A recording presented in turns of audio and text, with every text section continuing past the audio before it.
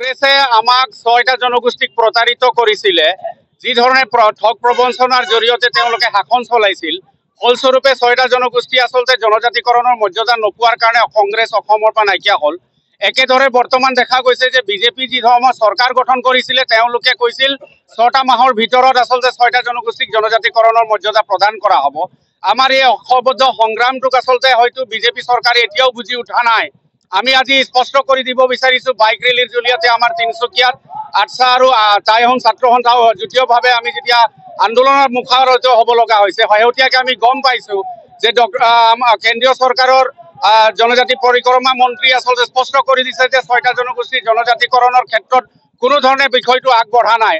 ইয়াৰ পৰা স্পষ্ট কৰা হয় যে ডক্টৰ হিমন্ত বিশ্ব শৰ্মা অসমৰ মাননীয় মুখ্যমন্ত্ৰী আচলতে ৬টা জনগোষ্ঠীক জনজাতিকৰণৰ মৰ্যাদা প্ৰদান কৰাৰ ক্ষেত্ৰত কোনো ধৰণৰ বিশেষ পদক্ষেপ গ্ৰহণ কৰা নাই। আৰু আমি এই ক্ষেত্ৰত আজি প্ৰতিবাদৰ মুখৰ হ'বলগীয়া হৈছে। দ্বিতীয়তে আমি এটা কথা স্পষ্ট দেখি পাইছো যে তেওঁলোকে ৬টা জনগোষ্ঠীৰ আচলতে ঐক্যবদ্ধ সংগ্ৰামক তেওঁলোকে নিষেধ কৰাৰ এটা ষড়যন্ত্ৰ লিপ্ত হৈছে। এই ষড়যন্ত্ৰ কেতিয়াও আমি সহ্য নকৰো আৰু ঐক্যবদ্ধ সংগ্ৰাম সদায় থাকিব। আৰু ২০২৬ চনৰ ভিতৰত যেতিয়ালৈকে ৬টা জনগোষ্ঠীক জনজাতিকৰণৰ মৰ্যাদা যদি প্ৰদান কৰা নহয়, বিজেপিও কিন্তু কংগ্ৰেছৰ নিচিনাকৈ অসমৰ পৰা নাইকিয়া হ'ব, এই কথাটো আমি স্পষ্ট কৰিব বিচাৰিছো।